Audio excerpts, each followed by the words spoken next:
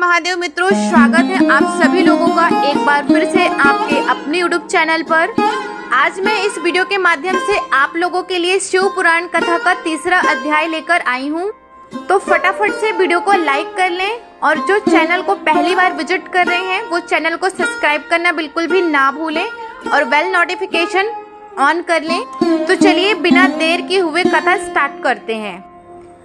शौनक जी ने कहा, हे सूत जी, आप महाज्ञानी हैं।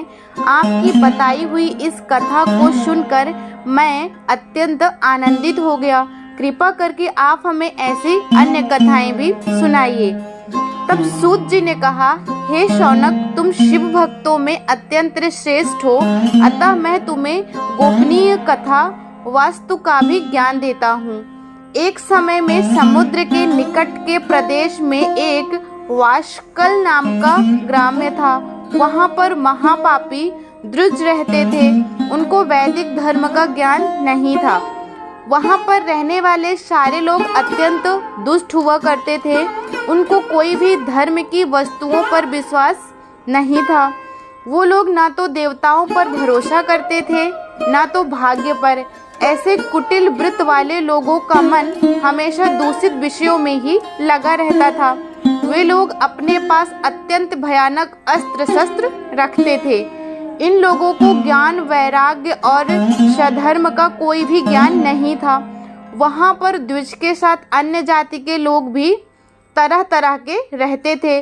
उस प्रदेश की स्त्रियों को भी अत्यंत कुटिल स्वभाव था। वे लोग स्वेच्छाचारिणी, पापी, कुसंगित विचारों वाली और व्यभिचारिणी थी। उनको सद्व्यवहार एवं सदाचार के विषय में कोई भी ज्ञान नहीं था। पूरा ग्राम दुष्टों से भरा हुआ था। एक समय इस वासकाल नाम के गांव में विंदुंग नाम का ब्राह्मण निवास करता था। वह अधर्मी, दुर्मात्म, महापापी था। उसकी पत्नी का नाम चछुला था। वह अत्यंत सुंदरी थी। वह हमेशा उत्तम धर्म का पालन किया करती थी। फिर भी उसकी पत्नी को छोड़ वह ब्राह्मण वैश्यगामी हो गया था। ऐसे ही उसके बहुत वर्ष निकल गए।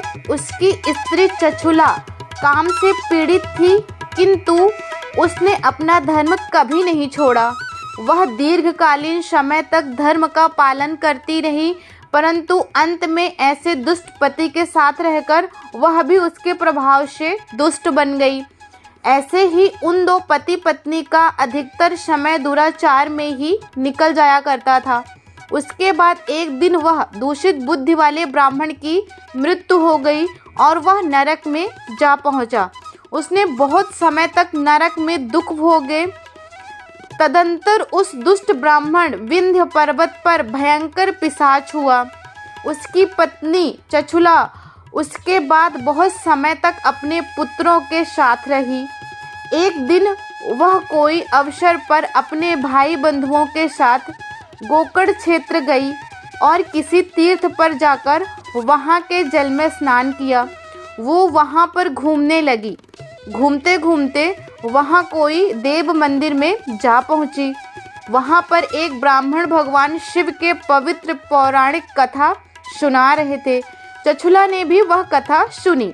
ब्राह्मण कथा सुनाते समय कह रहे थे, जो स्त्रियां पर पुरुषों के साथ व्यभिचारी करती हैं, वह जब मृत्यु को प्राप्त होती हैं तो यमलोक में दूत उनकी योनि में जलभेऊ लोहे का परिघ डालते हैं। ऐसा सुनकर चछुला भयभीत हो गई और कांपने लगी। कथा समाप्त होने के बाद सब लोग वहां से चले गए। तब चछुला ने उस कथा सुनाने वाले ब्राह्मण से पूछा, हे ब्राह्मण, मुझे धर्म का ज्ञान नहीं है, अतः मेरे से दुराचार हो गया है। आज इस कथा को सुनने के बाद मुझे बहुत डर लग रहा है। मैं यह सुनकर भय से कांप रही हूँ। इस संसार से मुझे वैराग्य हो गया है। मेरे जैसे पापी को धिक्कार है। मैं कुसंगित विषयों में फंसकर अपने धर्म से भ्रमित हो चुकी हूँ। मैं निंदनीय हो चुकी हूँ। मुझे किस प्रकार की घोर यातनाएं सहनी पड़ेंगी और कैसे दुर्गति मिलेगी। मेरे जैसे पापी की सहायता कौन करेगा। मृत्यु के बाद वह भयंकर यमदूत जो मुझे गले में फंदे डालकर ले जाएंगे, उनका सामना मैं किस प्रकार करूंगी।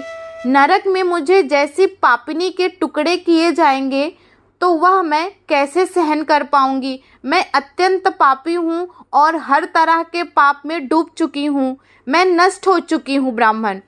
हे ब्राह्मण, मेरे माता पिता और गुरु आप ही हैं। मैं आपकी शरण में आई हूँ, मुझ अबला का उद्धार कीजिए।